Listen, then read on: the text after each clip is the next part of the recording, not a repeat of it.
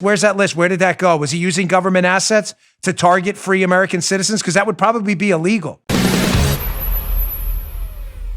Check out this little gem in the Daily Caller. Again, you thought they were going to back down now that they think they won? Oh, let's just take our toys and go home. No, you better take your toys and start playing with them toys again.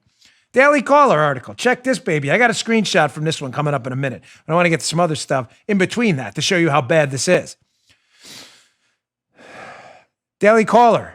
Mary Margaret Olahan. Sorry, my eyesight's not that great. We have a list. Pundits and Democrats plan to hold Trump supporters accountable. They're now putting together lists. Joe, where have we seen lists before? Fascist countries. Gulags. Yeah. Soviet Union. Communist China. Yeah, rings a bell.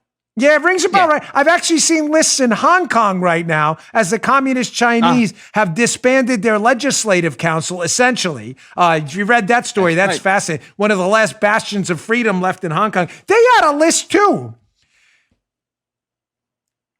You see, that's what fascists do. And that's what tyrants do. What fascists and tyrants do is it's never good enough to win. It's only good enough to win and punish. And in order to punish, you need a list of people to punish. So who are the fascists? Well, we've always known this complete life loser. So let me show this to you. I mean, you want to talk about a loser at life. A total failure of absolute epic proportions, a cataclysm of a human being. Jennifer Rubin, such a disgrace, she can't even hack it at the Washington Compost, which is an embarrassment.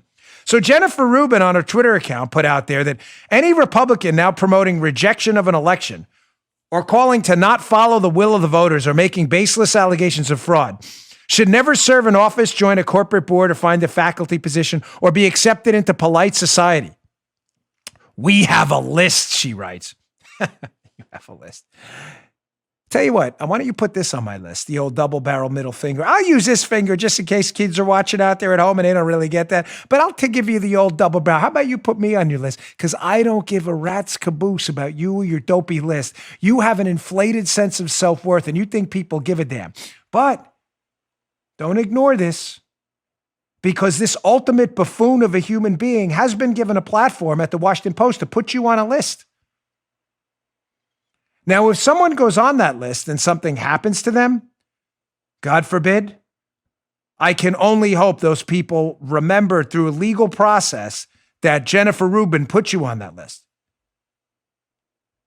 I can only imagine if she's sure to be monitoring and checking on a list and advertising people for targeting and there are financial consequences.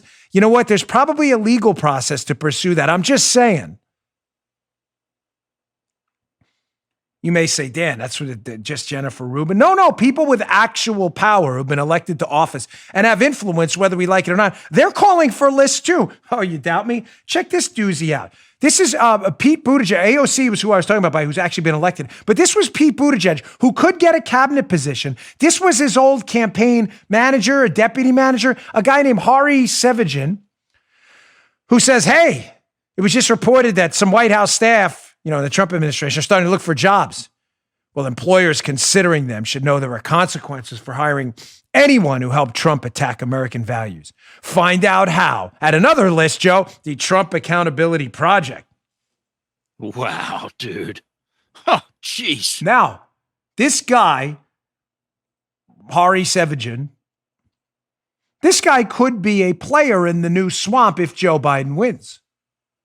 Because Pete Buttigieg, the worst spokesman in human history for the Biden administration, one of the most arrogant, pompous asses I've ever heard in my life, could potentially bring this guy back into government. And the first thing I would do is start FOIAing immediately his emails to determine what he did with his list and did he bring it into government? I'm just winking a nod, folks. I'm just saying if we have some lawyers out there.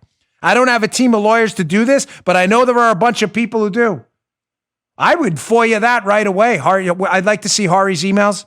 Is that list? Where's that list? Where did that go? Was he using government assets to target free American citizens? Because that would probably be illegal. You just heard Dan Bongino.